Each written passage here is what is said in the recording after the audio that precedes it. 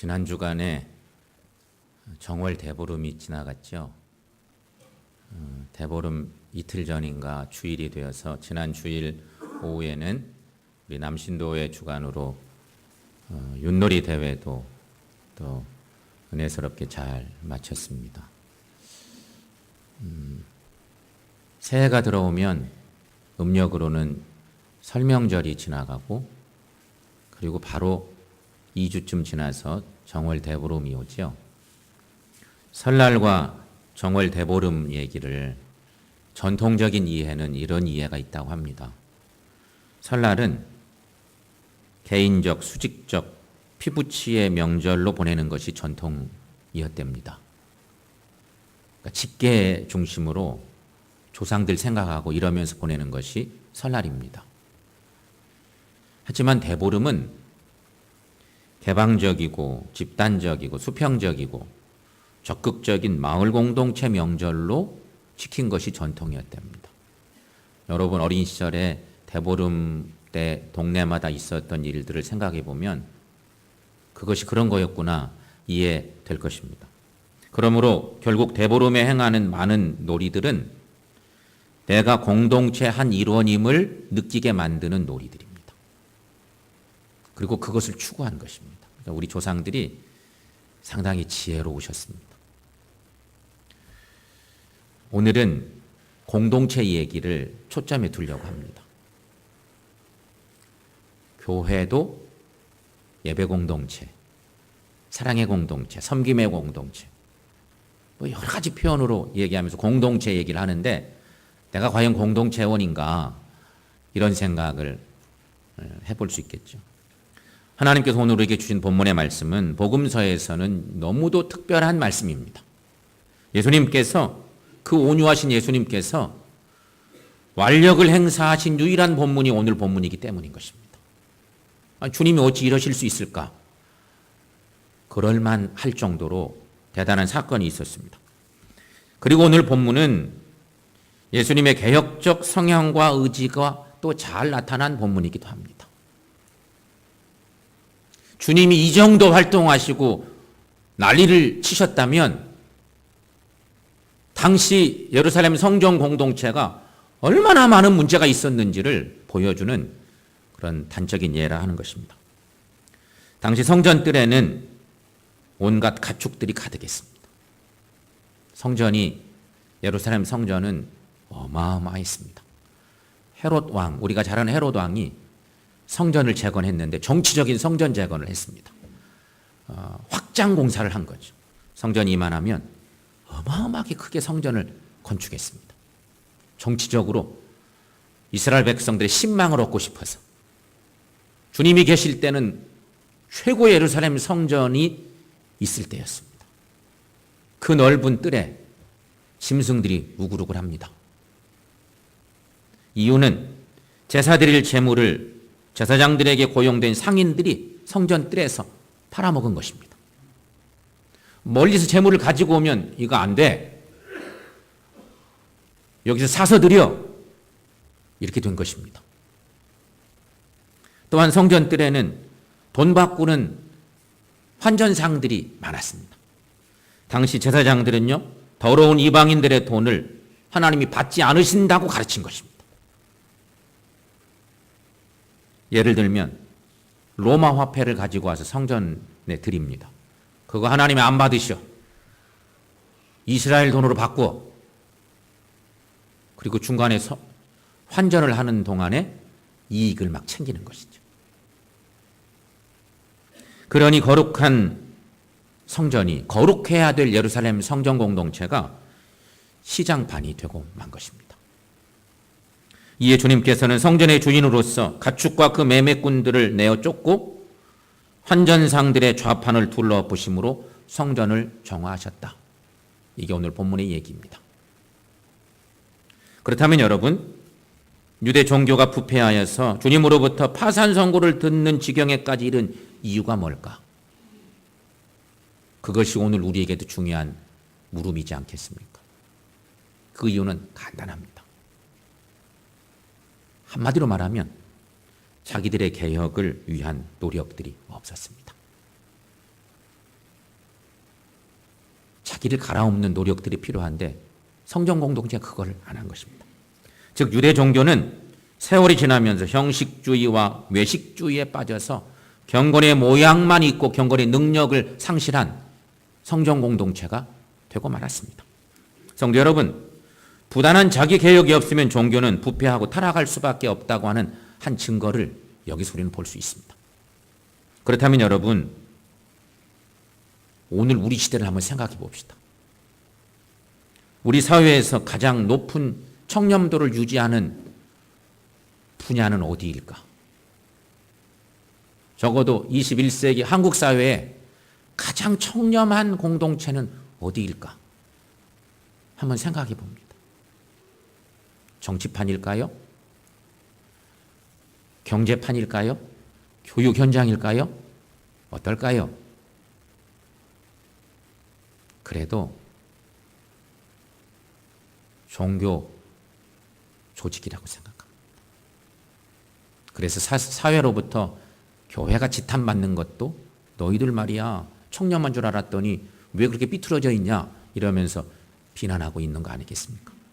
어쩌면 종교가 무너지면 사회의 마지막 보루도 무너져서 이제는 이게 걷잡을 수 없는 상태에 오는 거거든요.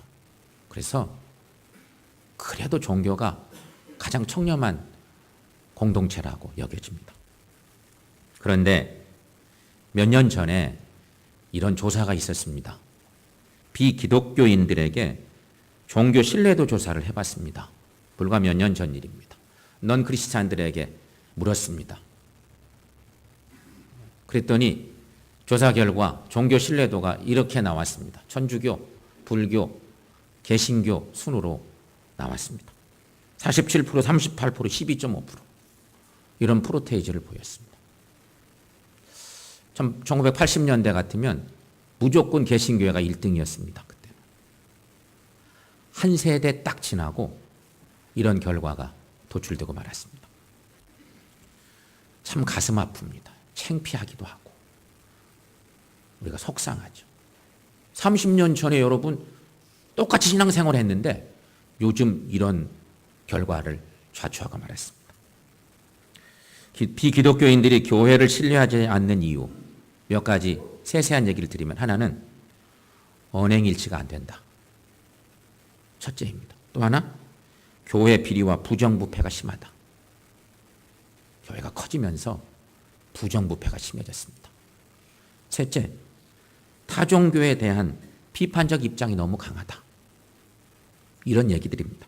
그런데 사회봉사 활동을 가장 많이 하고 있는 종교는 뭘까? 또 이런 문항에서 물어봤습니다. 그랬더니 거기에 결과는 개신교회 41.3%, 천주교 32.1%, 불교 6.8%로 나타나서 교회가 하고 있는 봉사에 대한 인식은 긍정적으로 나타났습니다. 현재 사회복지 쪽에 봉사하는 70%가 개신교 신자들입니다. 목사, 장로, 권사, 집사 이런 사람들이 대부분 합니다. 70%입니다. 그런데 여기 수치는 이렇게 나타나고 있는 것입니다. 그런데 한 가지 여기서 한국교회 신뢰 회복을 위한 사회적 과제는 뭘까? 거기 이런 결과가 나왔습니다. 윤리와 도덕 실천 운동이 봉사와 구제 활동을 앞선 것으로 나타났습니다. 신뢰 회복을 위해서는 뭐가 먼저냐? 그런 얘기죠. 우리가 잘하고 있는 것이 선호받으면 좋겠는데 그것은 조금 뒷전이고 오히려 윤리와 도덕 실천 운동이 먼저 있으면 좋겠다. 이런 얘기를 한다는 것입니다. 그 외에도 교회 신뢰 회복을 위해서 개선해야 될 점들은 타종교에 대한 태도가 지적됐고요. 불투명한 재정 사용도 지적됐고 교회 지도자들이 개선돼야 한다고 하는 응답도 계속 있었습니다. 그러므로 여러분, 우리 교회도 주님께 인정받는 교회가 되려면 부단한 자기 개혁을 통해서 교회를 교회되게 하는 노력이 필요합니다. 그렇다면 여러분, 우리 주님이 그렇게도 소원하신 주님의 소원대로 내 집을 내 집 되게 하려면 우리는 어떻게 해야 할까? 중요한 건 우리죠. 사회적 현상을 통해서 우리 교회를 들여다보고 나는 어떻게 하면 좋을까? 이런 걸 봐야 되겠죠. 정말 내 집을 내 집 되게 하길 원하는 주님의 소원대로 우리가 어떻게 해야 될까? 하나는 교회는 하나님 중심의 공감대가 높아야 한다 하는 것입니다. 지난 한 해 동안 우리 교회는 새 성전 건축에 총력을 기울였습니다. 예배당 치면 그냥 자동으로 지어지지 절대 그렇지 않습니다. 오늘날 한국 교회 성전 지으면서 성전 짓다가 교회가 재력이 모자라서 짓지 못하는 경우도 있고, 교회를 짓고 있는데 시공업체가 부도가 나서 예배당을 짓지 못하는 경우도 있고, 복잡한 일들이 얼마나 많은지 모릅니다.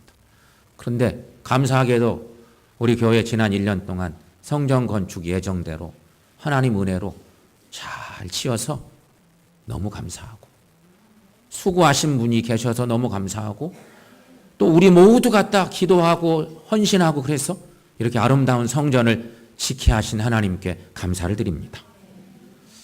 이제 새해가 주어졌는데 올 한 해 우리가 할 일이 뭔가? 하나님의 집에서, 하나님의 교회에서 우리가 뭘 할까?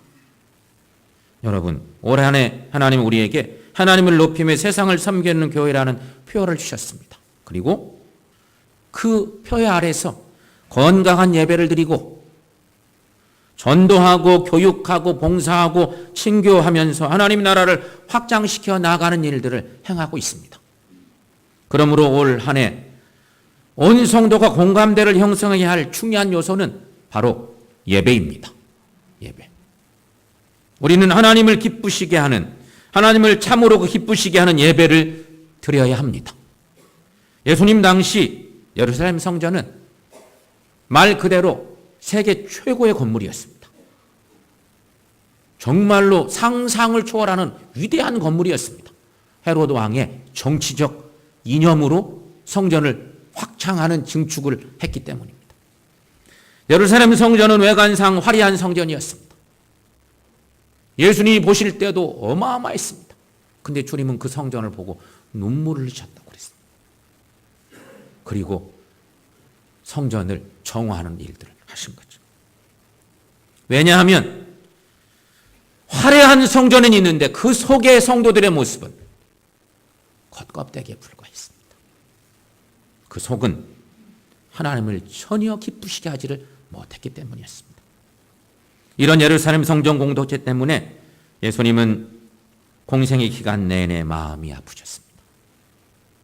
예루살렘에 올라가시기만 하면 아프신 거죠.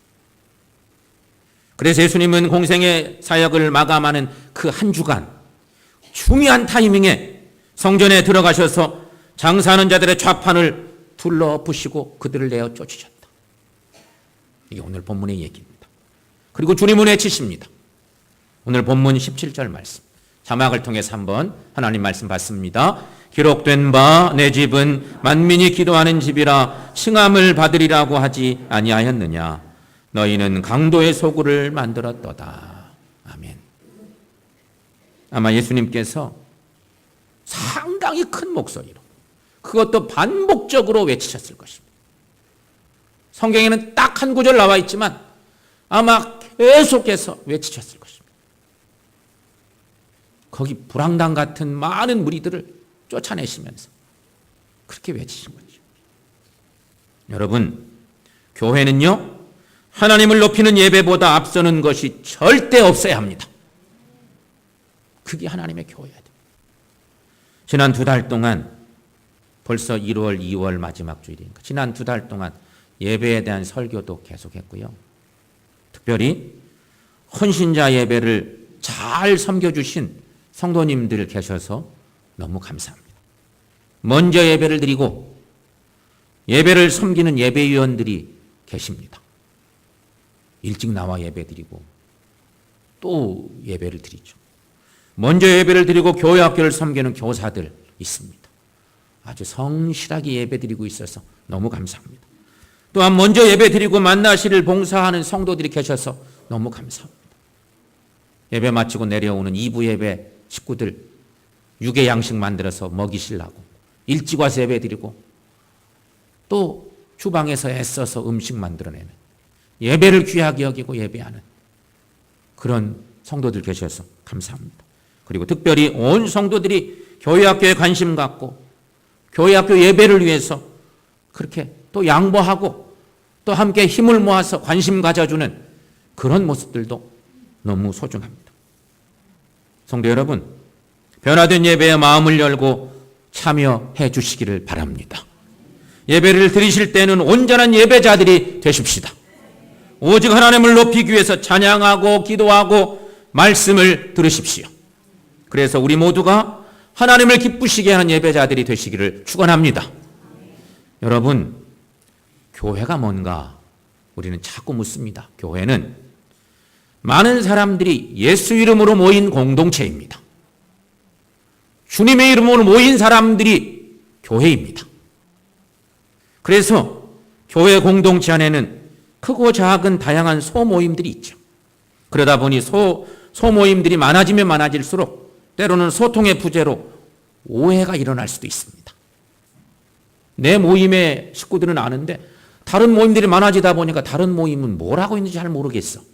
그래서 오해가 생길 수도 있어요. 그런데 이때가 위기입니다. 이때가 신앙적인 지혜를 발휘해야 될 때이기도 하죠. 이때 우리가 한 가지 꼭 기억해야 될 중요한 점이 있습니다. 교회 내 모임에 대한 성격 규명입니다.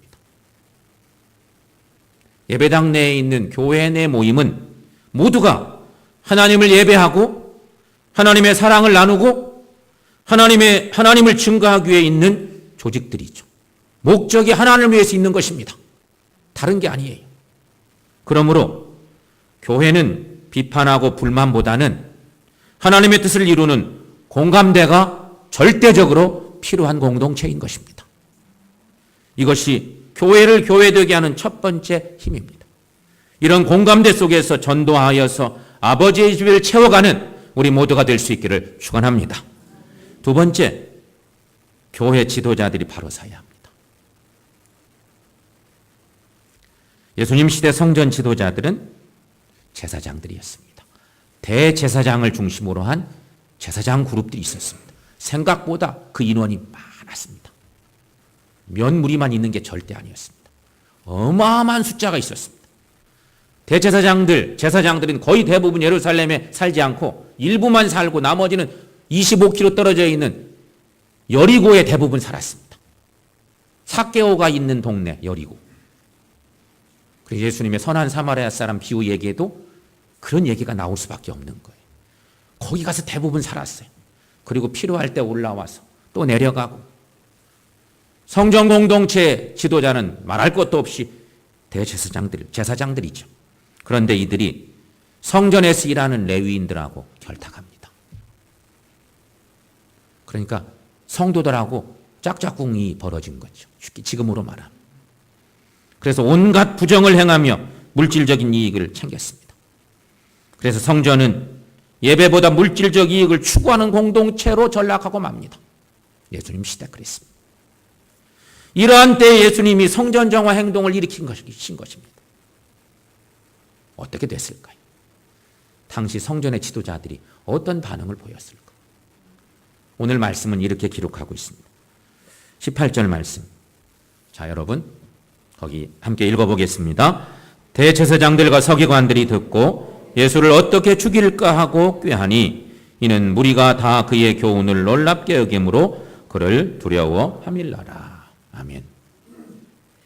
여러분, 오늘날 교회 지도자들은 누구일까요? 교회 지도자는 대표적으로 목사 장로입니다. 그리고 목사 장로들의 역할이 정말로 참 중요한 시대에 이르렀습니다. 30년 전만 해도요, 개신교회는 대단했습니다. 그런데 지금은 위기 중의 위기입니다. 왜 그러냐면 사회적 기대를 따라가지 못한다는 증거이거든요.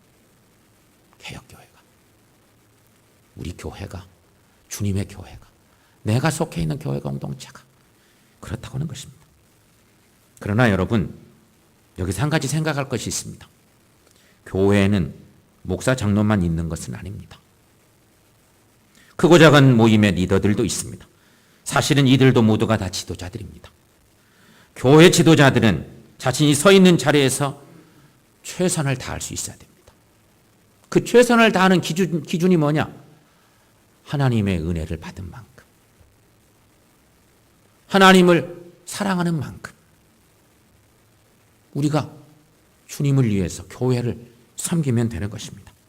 자신이 해결할 수 있는 범위 내에서 책임도 지고, 지도자는 그런 것이 필요합니다. 또 성도들을 끊임없이 포용해 주기도 하고 서로 섬겨주는 삶이 지도자들에게 필요한 것입니다. 이런 사명을 감당하려면 지도자들은 늘 하나님과 영적 교제가 필요합니다.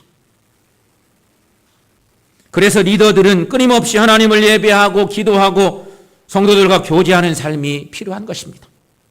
그래야 영적으로 바로 설 수 있는 것이기 때문입니다.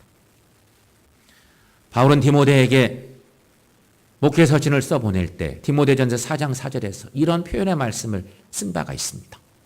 여러분 함께 읽어보겠습니다. 하나님의 말씀과 기도로 거룩하여짐이니라.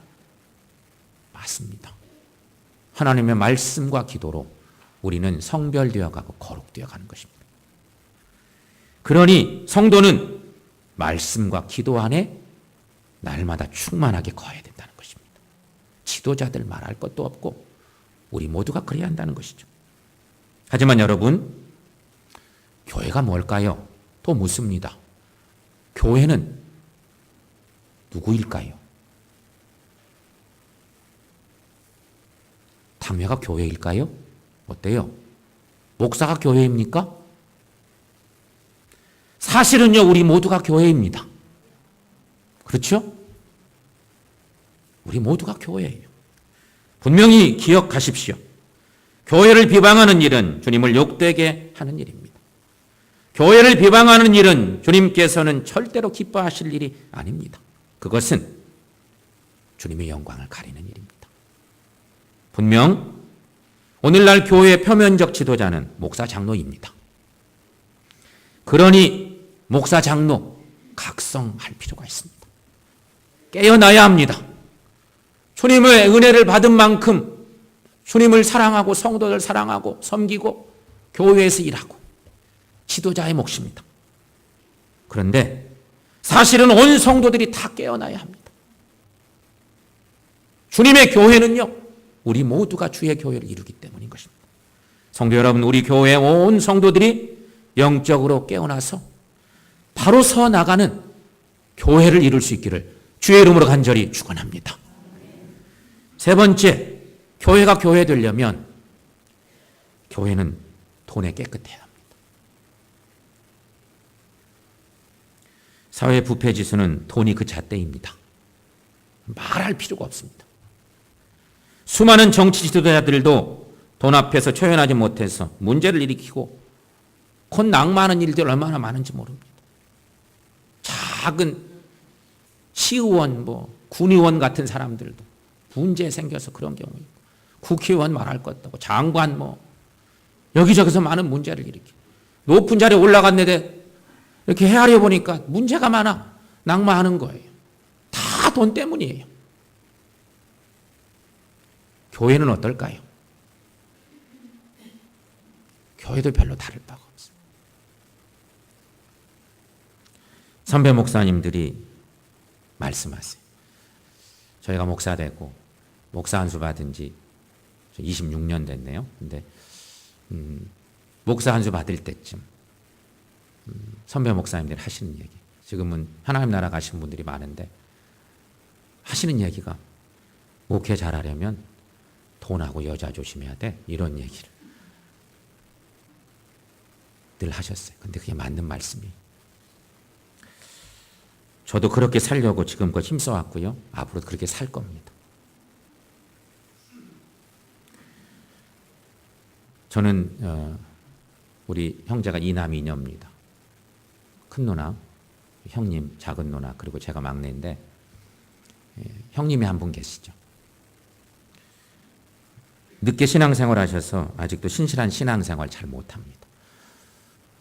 매형들은 두 분 다 장로이신데 우리 형님은 신앙생활을 세상에 더 발을 더 많이 딛고 있는 세상적으로 출세한 형님이셨고 이제 지금 은퇴했는데 15년 전에 제가 단독 목회 나올 때 부목사 생활 오래 하다가 단독 목회 하면서 담임 목사 간다고 하니까 명절 때쯤 저하고 만났어요. 우리 형님이 그런 얘기 하시대요. 제발 돈 앞에 초연한 목사 됐으면 좋겠다. 정말 청빈한 목사 됐으면 좋겠다. 형으로서 그것 이상 바랄 거 없다. 경제적인 것은 염려도 말고 집안의 경제적인 문제는 내가 다 책임질 테니까 정말 그런 목사 됐으면 좋겠다. 지금도 제 귀에 쟁쟁합니다.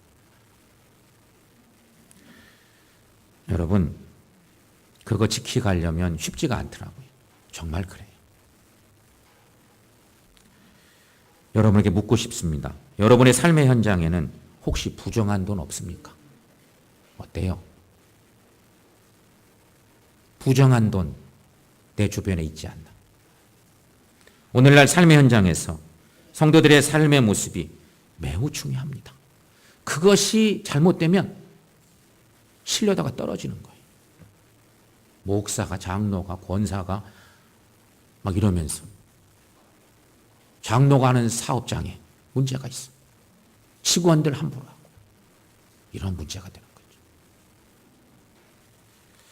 여러분, 성도로서 하나님께 헌금 드리실 때 신앙 고백에 걸맞는 헌금을 드리고 있습니까?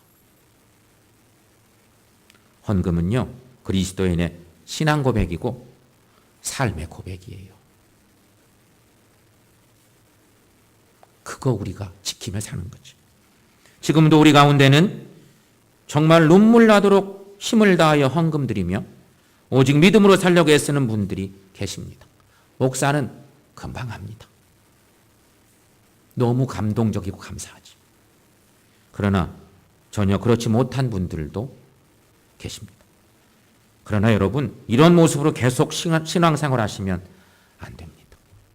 여러분이 100번 손해입니다. 주님보다 물질을 더 사랑하지 마십시오. 이게 목사만의 문제가 아니에요.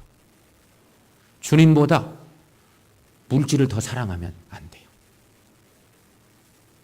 신앙 양심에 부끄럽지 않게 주님께 드리고 주님을 예배하는 삶을 사시기를 축원합니다.